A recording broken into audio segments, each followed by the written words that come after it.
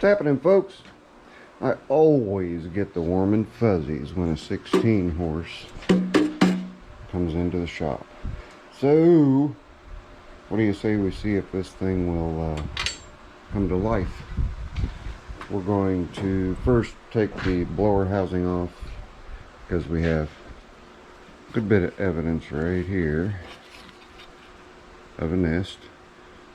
After we do that, you guys will notice there is no points cover. Electronic ignition.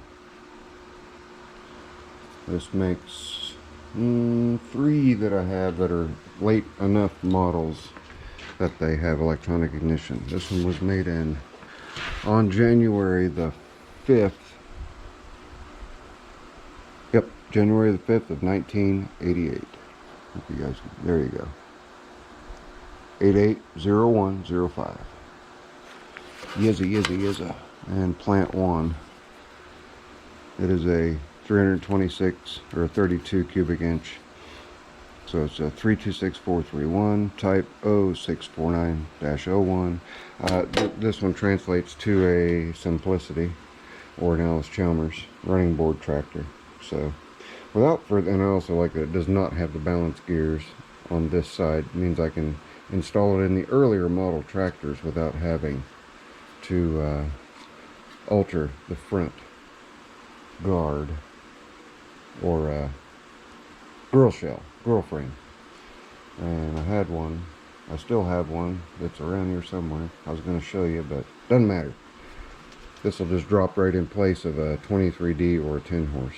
No modifications other than changing the wiring a bit, since this one has a stator instead of a starter generator. But you can still use the starter generator if you want to, because it still has the groove in the pulley. Alright, enough yapping. Let's get that blower housing off, see what kind of a mouse nest we've got.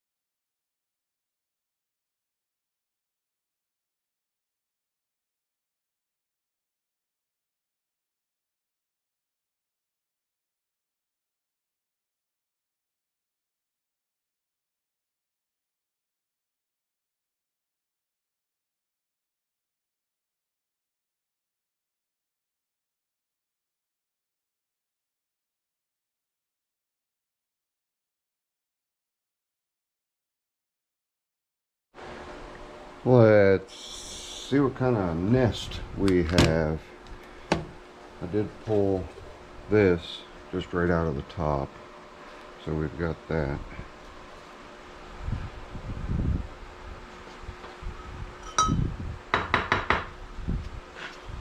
Just a little dusty, not too bad.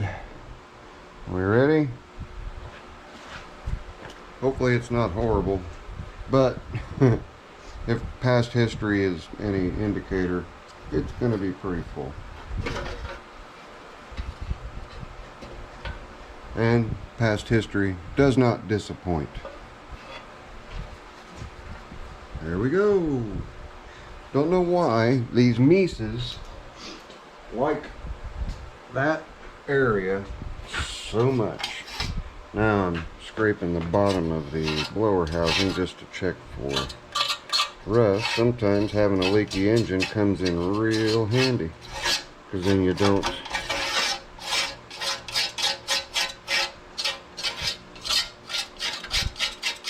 get any rust in the bottom of your blower housing, which enough rust will impede on the engine's ability to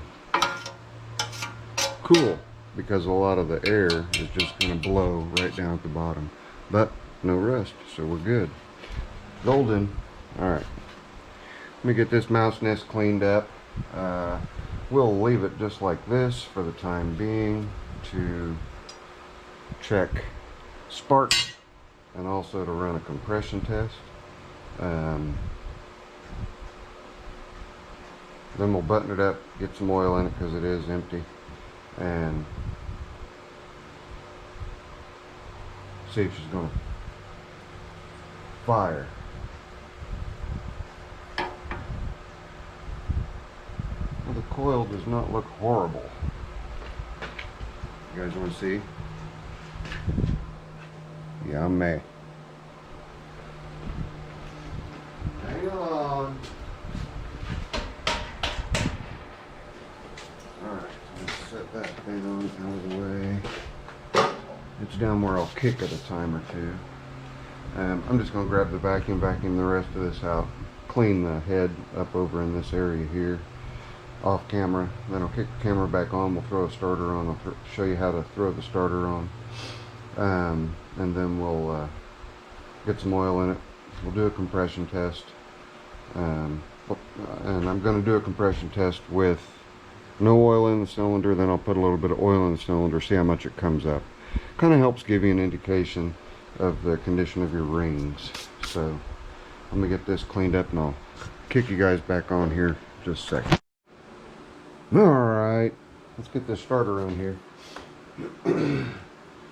Need 2 3/8 bolts, 2 1/4 20 bolts. And this just helps hold everything together, so it's a real good idea to just not let this hang out without having your strap on. Even if you have to use some whatever they call that stuff, the duct work,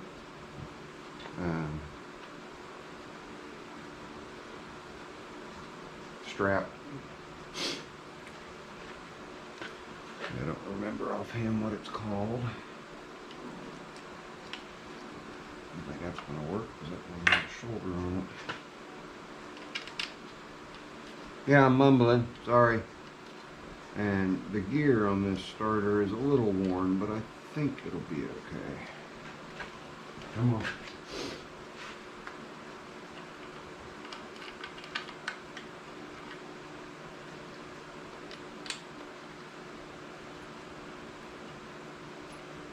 There we go. Okay. Cinch those down.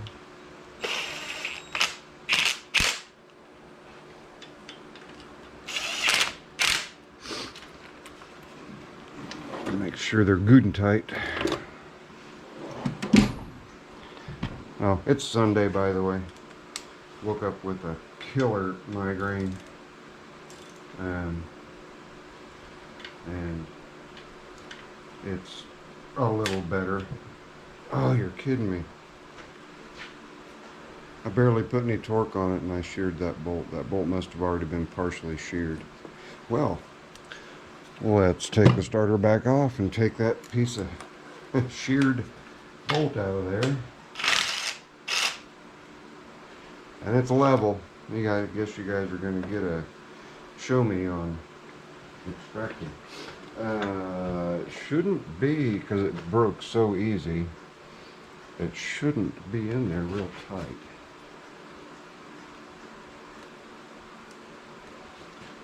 Hang on.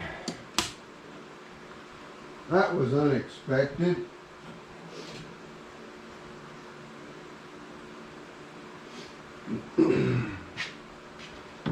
Okay, I'm just using a tiny little cold chisel.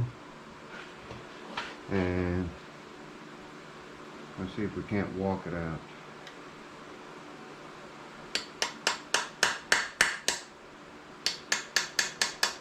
There it goes.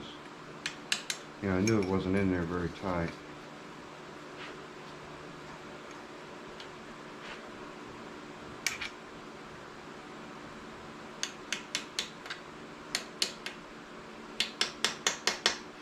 That's best case scenario right there, folks. Now let's see, I've got just barely half a thread hanging out. Let's see if these Nip-X will grab what is there and get it the rest of the way out.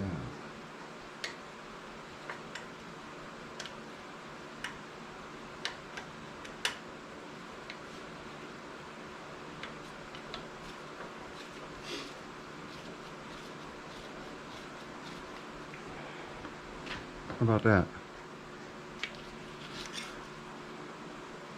They're like made like the van pliers are, with the cutouts and longitudinal or parallel lines cut into them. Right on. Cool.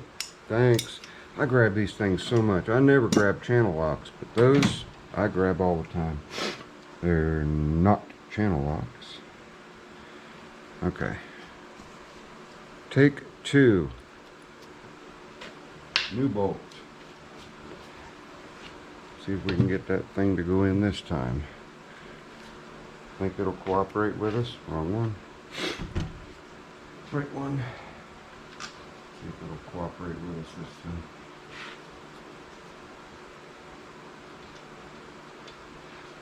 It's kind of funny. I shoot an awful lot of video. I mean, I'll shoot, you know, hour and a half's worth of video, and then I go through and pick and choose what to put in, and oftentimes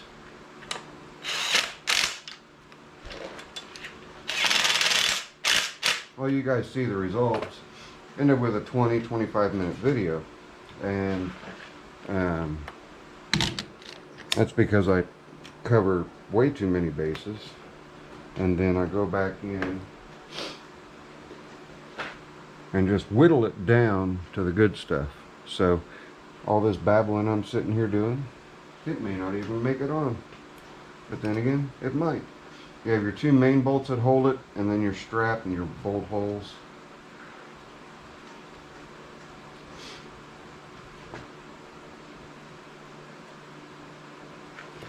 Get that started. And get this bottom one started.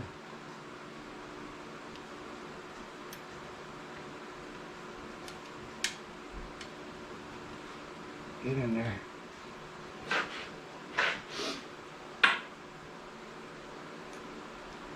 I'm trying. All right.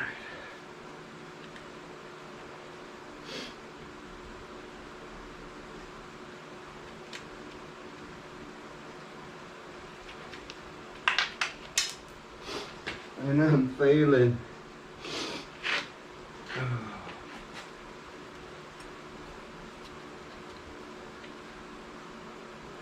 Probably been smarter to put the bottom one in first, because this strap has a little bit of spring to it.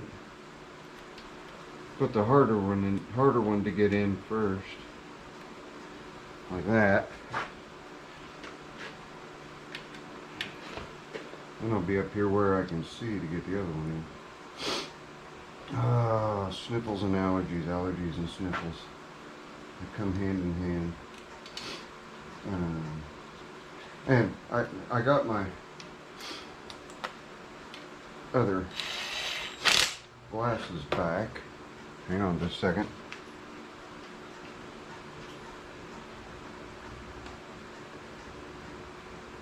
Maybe longer in a second.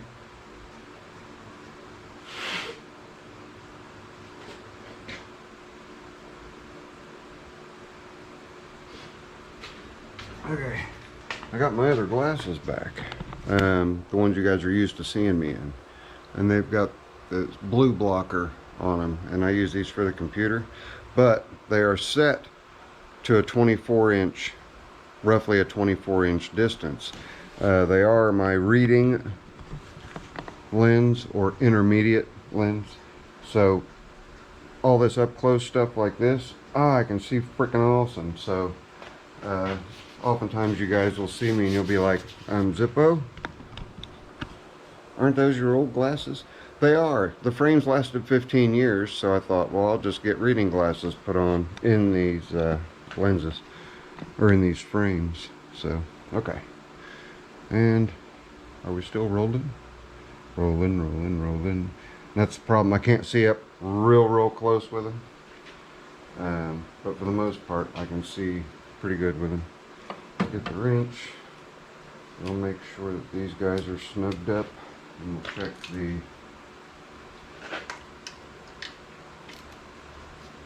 I didn't even tighten that one. Why didn't I tighten that one? Was I babbling too much?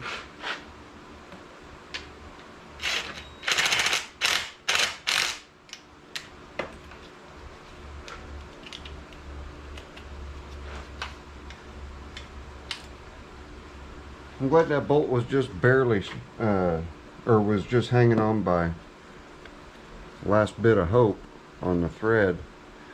Because if I had really, wrenched down on it and then it broke later on, that might compromise the starter and its ability to do what it's supposed to do and cause it to ride out.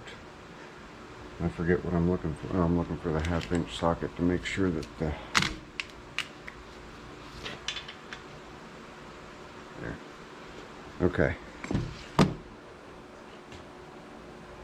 Starter is on.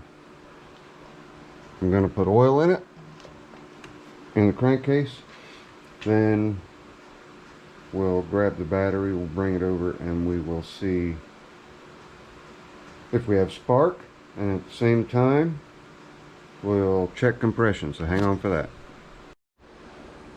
I knew I was going to do that. Turned the camera on, but I didn't start it recording. Alright. Let's see if we have spark. Take 2. Just an FYI. I already know the answer. That's funny. I have to hold the clamp because it's a little warm. But this is so that you guys can see it. Alright. Just looking at that gap right there. Are we ready?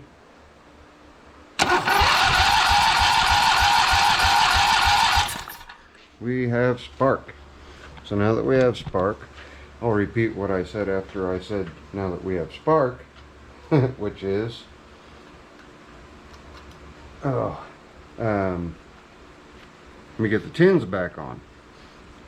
Get the tins back on, get the gas tank over here, and get the engine clamped down, and we'll see how we do as far as getting this thing come to life. It's been a day or two since it's been started. So let me get the tins back on, we'll bring you right back. On second thought, I'm organized today. Not. Let's do the compression test. See what we've got.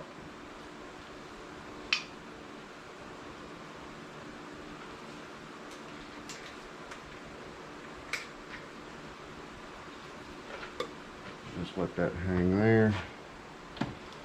Let's get the cables on.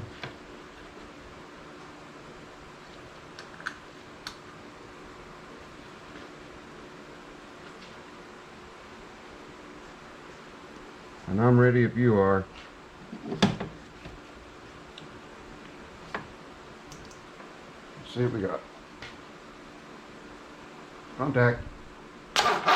Ouch! Son of a bee's nut.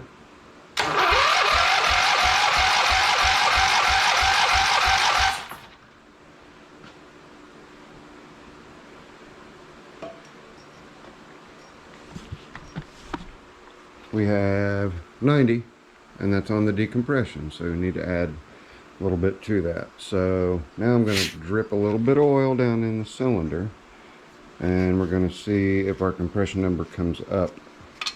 And 5-10 psi I'm not worried about. If it comes up way more than that, then we might have a little bit of concern as far as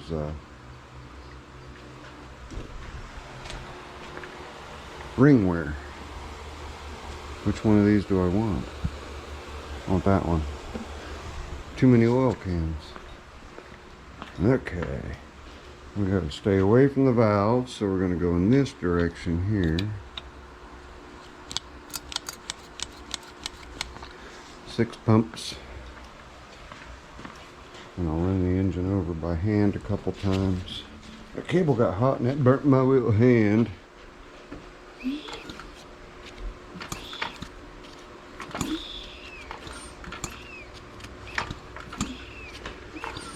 just distributing that oil. Of course, it's going to smoke like a freight train when it starts. And that could have affected my compression as well. We also want to make sure that our throttle is all the way open, which it is, okay? Me having that rag there could have hindered the compression some too. But let me get you guys hooked back up over here. We'll get the compression tester back on. And we'll go around to... It's not going to be a true telltale because I had the rag in the intake. Duh. But I'd like to see it up around, I don't know, 100, 105. Not much more than 90. I will accept 105 because I had the rag stuffed in the intake. I'm ready when you are. Are you ready? Let's do it. Ah.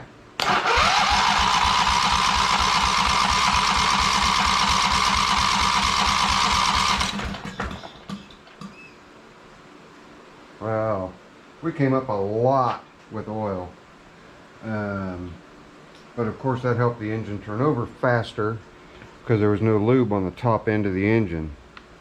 So a lot of factors are playing in there. You know what I mean? We've got the fact that the rag wasn't on there. I was not pulling the air that I needed to pull to get an accurate compression reading, so that was my fault. That 90 psi is false. I didn't run a test after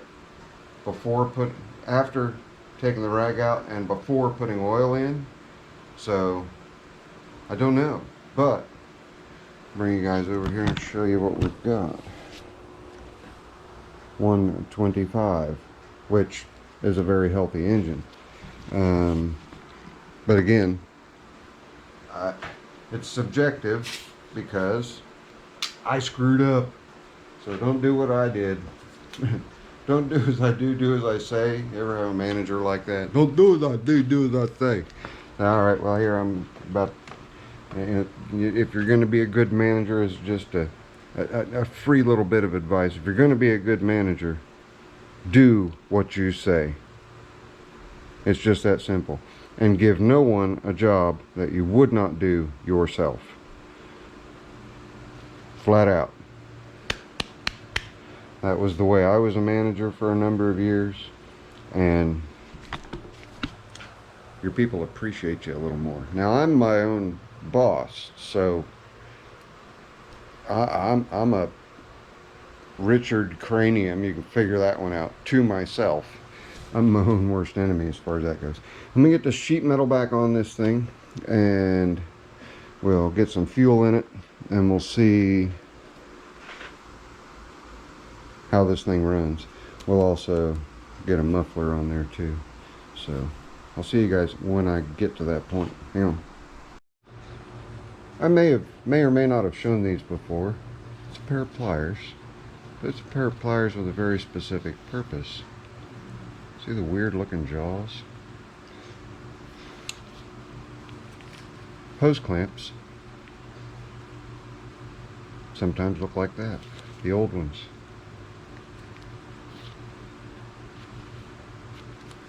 That's what those are for.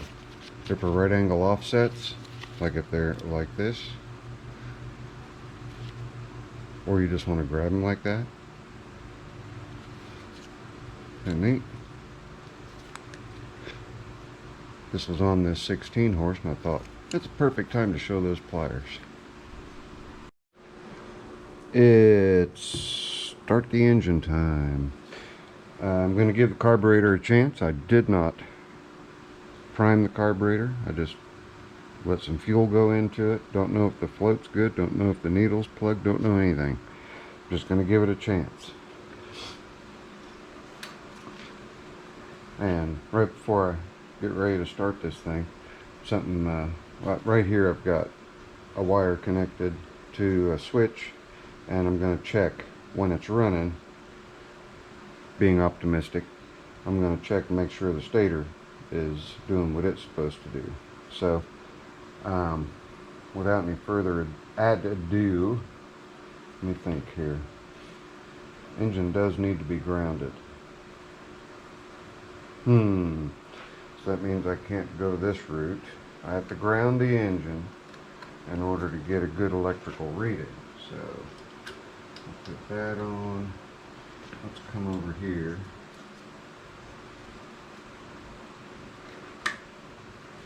We'll see if the solenoid will do it for us. Give me a second, I'll get my wires and we'll try using. You guys couldn't see that. I'm gonna use the solenoid, so hang on. Alright, we've got everything ready to give it a start. Show you guys here that it is cold.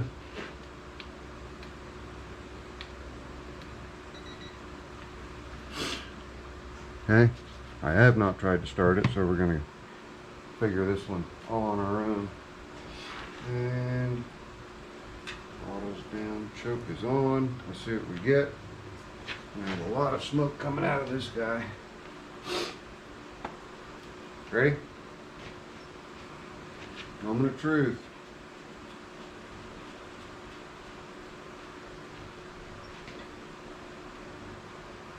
Alright, full choke. No throttle.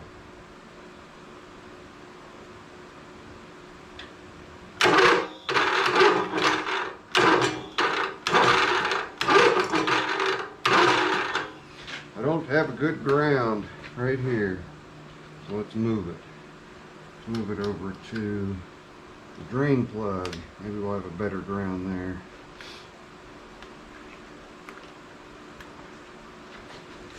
Yes? No? Maybe?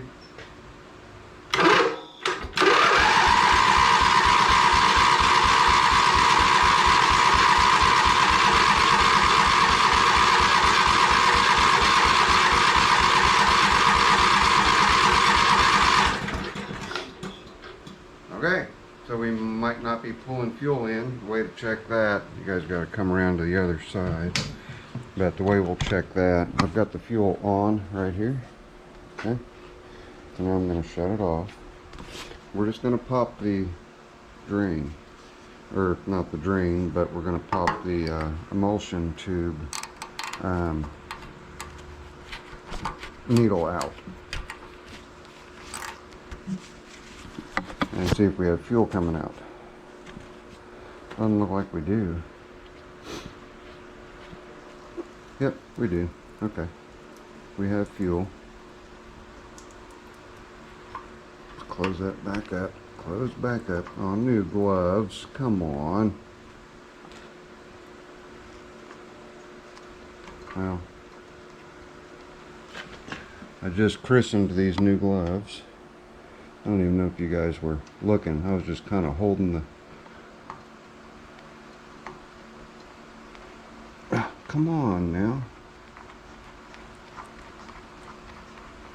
Goodness sakes.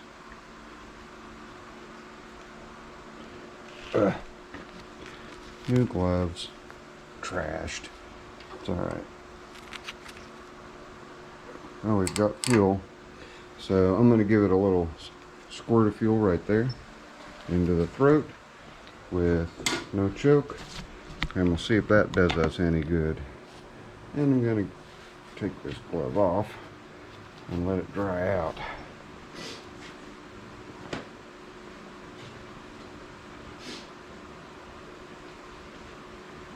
Just a little taste.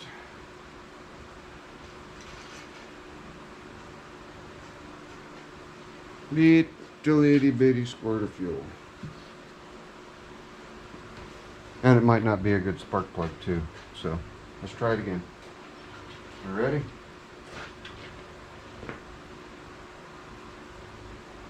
No choke, and then I'll choke it. Woo! I knocked my cables clean off with that. That tells me it wants to start.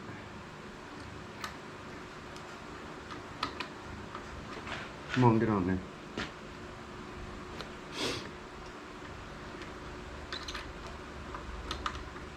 Thank you. Get on there. Hold it down. Guess I'll stand on it. Ready? Let's try it again.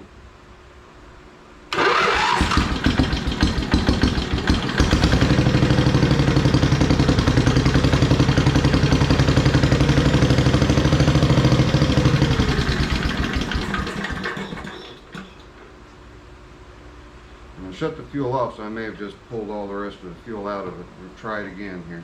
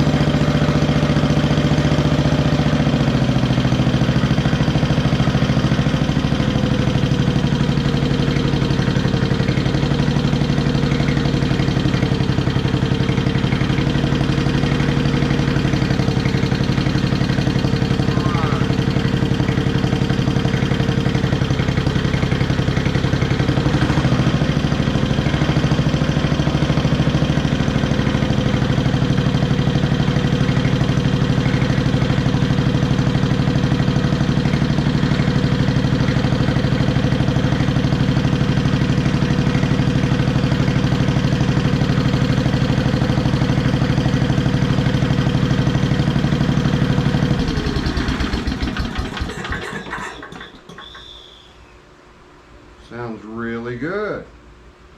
I don't know why it was taken out. I don't recall why it was taken out. So now we're going to check the charging system. So let me go ahead and get the meter ready. I'll start her back up and see if we are charging. DC volts 20. We'll just shove that right into that wire there. Come on. I'm going to have to redo these cable wires because they're hurting. They're getting hot on me. These jumper cables, you guys have seen me use these jumper cables. It's like a half set of jumper cables. And I've been using those, the half set, for better than 25 years. And I actually got the whole set of jumper cables as a Christmas present in 1988, believe it or not. Okay, right now we are showing 12.81, and we're going to start it again, and we're going to keep an eye on the meter and see what the meter says. So let's see if this one fired for us. You ready? And I also need to flip the switch on the charge. Now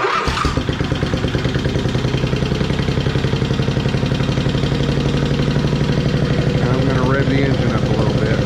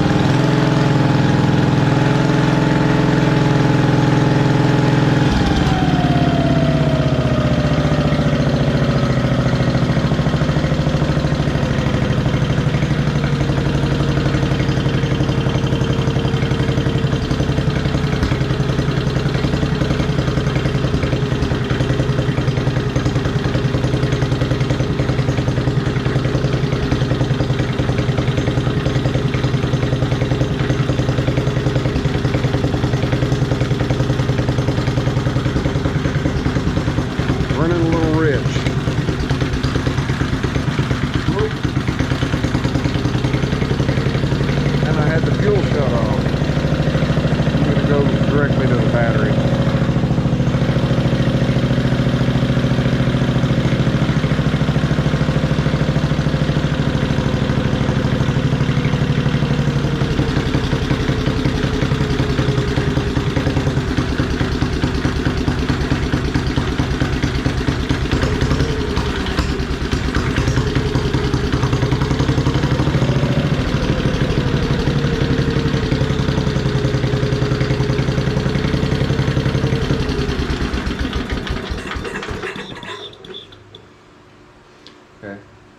I think I discovered what's wrong with the engine and why it was pulled, and it's nothing major. It's just the float isn't shutting off the supply of fuel. But I will make a what are we at? Almost 10 minutes. I will put a note on the engine to clean the carb and check everything out in the carburetor, but that it is a good engine. And that was all I was wanting to know, and I got my answer. It is a good engine. Runs real nice, really nice. But when it started running like crap, I shut the fuel off, and when I shut the fuel off, it started to clear its throat. And that's probably why it didn't start the first time, because I just left the fuel on. It was probably overfilling. But as long as it's been sitting, you know, nobody knows how long it's been sitting, so